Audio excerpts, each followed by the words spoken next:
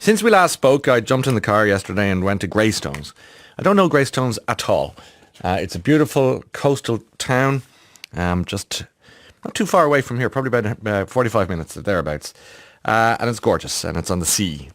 And people are very lovely there. And I was going to visit my friends in the Tiglin Centre, in a place called Carraig, Eden. Good word for it, Eden, actually, because a lot of beautiful things happen in that garden, so to speak. And we've spoken to a lot of people from Tiglin on this programme down through the years, largely because we love what they do and what they do with people who are a little bit broken, and they fix them. And they do it through the most beautiful means and with the greatest heart.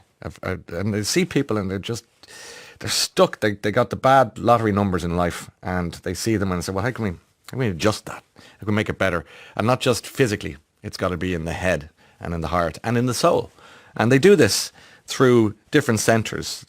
I went to one up in the mountains in Wicklow, and once upon a time I went to another one in British Bay. All lovely places and full of heart. And then one yesterday is in Greystones, and there's talk of another one coming down the tracks. And it's funded by people like you listening to the programme.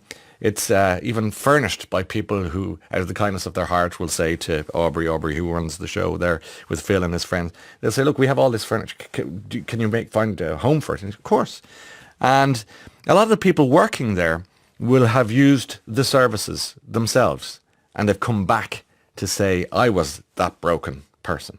I'd love to help other people who just need the fixing. And they do it.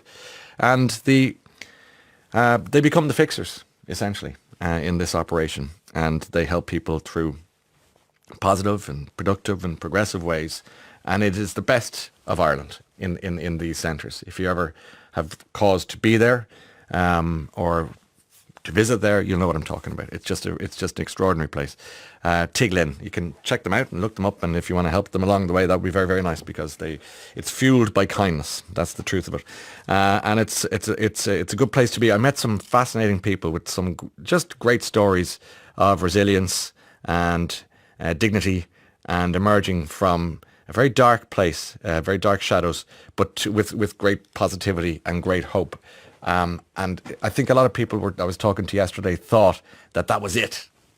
That was it. End of the road. They were in a cul-de-sac, but actually they were on an avenue. They just didn't know. And Tiglin come along and say, look, there's a way out here. If you want to go through this piece of the wall, you're out. You're free. And they do that, and they become free, and they become great active citizens in society, and they become our friends and our neighbours, and they're better again, and they're good. It's a good news story, I can tell you that. So I was delighted I did that, because it was food for thought and a very positive experience, and I got to see Greystones, which was lovely.